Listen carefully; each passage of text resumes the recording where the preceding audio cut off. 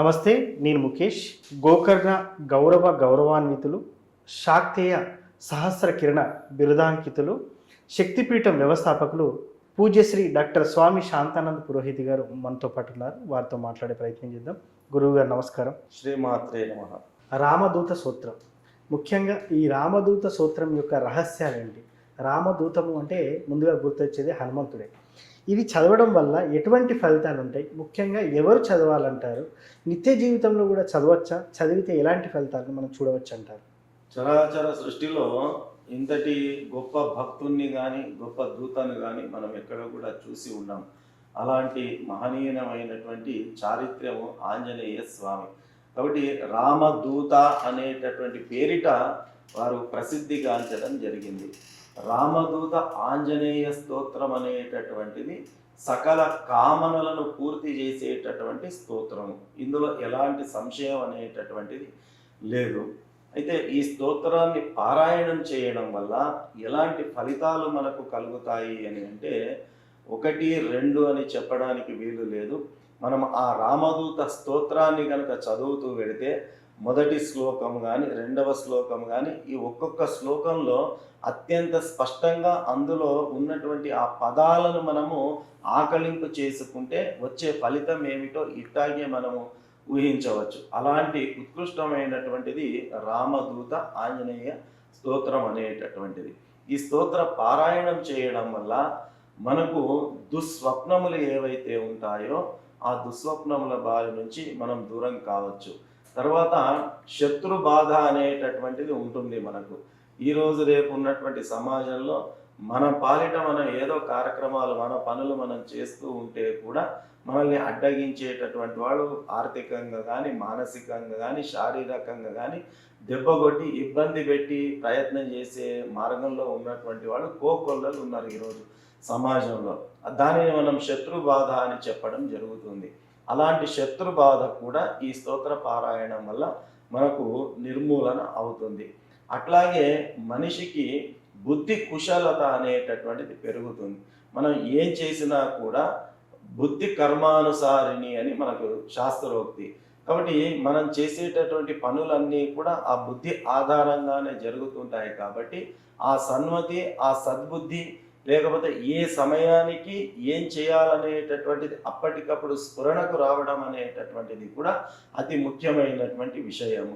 అలాంటి మంచి స్ఫురణ మనకు కలగాలన్నా కూడా ఆ సద్బుద్ధి మన లోపల పెంపొందింపాలంటే కూడా ఈ స్తోత్ర పారాయణం వల్ల అది మనకు కలిగేటటువంటి అవకాశం ఉన్నది. అంతేకాకుండా ఆర్థికంగా ఏవైనా హెచ్చు తగ్గులు జీవితంలో అనుభవిస్తూ ఉంటే కూడా ఈ రకమైనటువంటి స్తోత్ర పారాయణం వల్ల మనం ఆ సమస్యలను కూడా అధిగమించేటటువంటి అవకాశం అనేటటువంటిది ఉంటుంది. తర్వాత నరదృష్టి, నరదోష అని చెప్పడం జరుగుతుంది. ఇలాంటివి కూడా, ఎందుకంటే మనిషి యొక్క చూపు చాలా చెడ్డది అని చెబుతూ ఉంటారు. ఆ రకంగా కొందరి చెడు దృష్టి వల్ల సవ్యంగా సాగుతున్నటువంటి మార్గంలో కూడా ఇబ్బందులు కలిగేటటువంటి అవకాశం ఉంటుంది. కాబట్టి అలాంటి నర దృష్టిని కూడా దూరం చేసేటటువంటి దివ్యమైన మహిమాన్వితమైనటువంటి స్తోత్రము శ్రీ రామదూత ఆంజనేయ స్వామి స్తోత్రం. ఇలా చెబుతూ పోతే కొల్లలైనటువంటి లాభాలు, ఫలితాలు ఈ స్తోత్ర పారాయణం వల్ల మనకు ఉన్నాయి.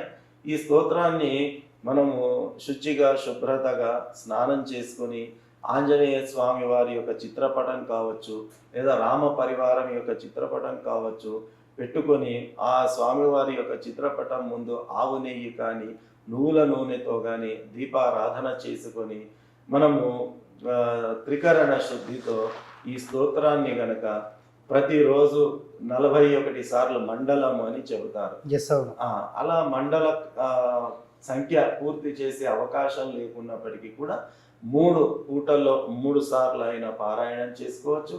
ఇప్పుడున్నటువంటి కాలమాన పరిస్థితుల్లో ఉద్యోగ ధర్మ నిర్వహణలో ఇతరత్ర పనుల్లో మనకు ఆ 3 పూటలు కూడా చేసుకునే అవకాశం లేని సందర్భంలో ఉదయం స్నానం చేసిన వెంబడే కానీ లేకపోతే మన పనులన్నీ పూర్తి చేసుకున్న తర్వాత సంధ్యా సమయంలో కానీ అలా రోజులో ఏ ఒక్క పూట అయినా కూడా మనము త్రికరణ శుద్ధితో ఈ స్తోత్ర పారాయణం కనుక చేసుకున్నట్టయితే ఇది వరకు మనం చెప్పుకున్నటువంటి ఫలితాలన్నీ కూడా ఆ సద్భక్తులు పొందేటటువంటి అవకాశం ఉంటుంది. సో ముఖ్యంగా సార్ చాలామంది చదవడానికి ఉంటారు, కొంతమంది వినడానికి ఉంటారు. మరి విన్న చదివిన ఒకే ఫలితాన్ని మనం చూడవచ్చు అంటారా ఇలాంటి క్రమంలో? అంటే ఇక్కడ చదవడము అనేటటువంటిది అత్యంత ముఖ్యమైనటువంటి విషయం.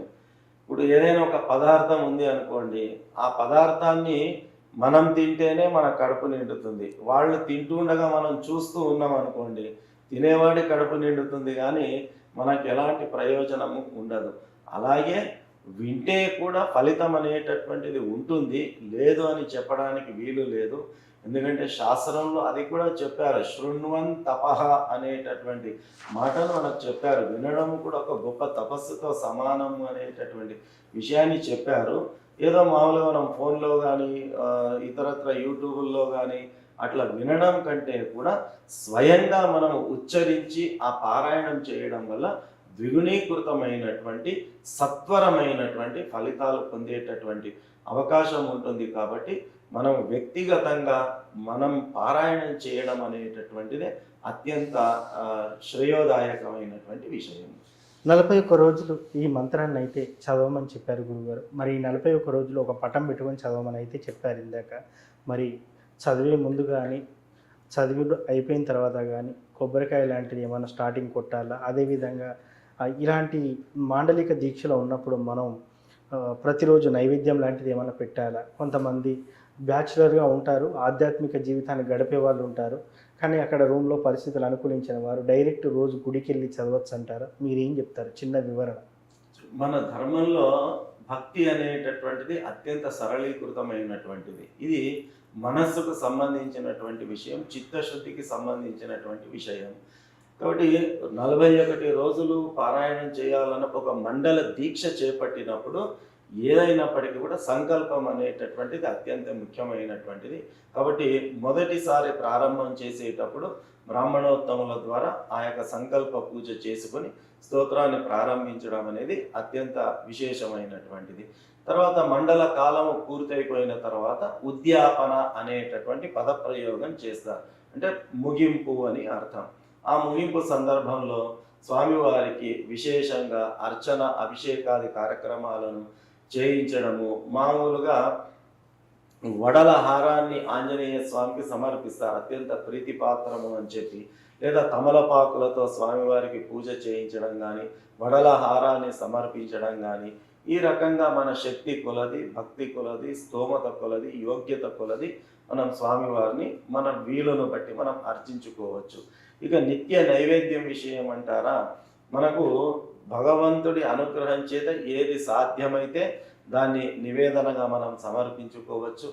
ఏది లేని పక్షంలో ఒక అరటిపండు స్వామివారి ముందు పెట్టి స్వామివారికి నివేదన చేసినా కూడా అది మహా నైవేద్యంగా భావింపబడుతుంది. శక్తి ఉన్నటువంటి వాళ్ళు శాస్త్ర విధి విధానాల ప్రకారం ఏ నివేదన ఆంజనేయ స్వామికి మనకు తెలియచెప్పబడ్డాయో అలాంటివి చేస్తే సరిపోతుంది. శక్తి లేనటువంటి వాళ్ళు మామూలుగా పాలు చక్కెర పెట్టిన, బెల్లము పుట్నాలు పెట్టిన, లేదా అరటిపండు పెట్టిన, ఏ రకమైనటువంటిది సమర్పించినా కూడా భక్తితో సమర్పించడం అనేది ముఖ్యం. భగవంతుడు దాన్ని స్వీకరిస్తాడు, మనల్ని అనుగ్రహిస్తాడు. ఎస్, ముఖ్యంగా ఈ సూత్రం ఎలా చదవాలి, ఎలా చదవడం వల్ల ఎలాంటి ఫలితాలు కలుగుతాయి, ముఖ్యంగా ఈ సూత్ర పఠనం వల్ల కలిగే ఫలితాల గురించి చాలా చక్కగా చెప్పుకున్నారు గురువుగారు. ధన్యవాదాలు. శ్రీమాత్రే నమః.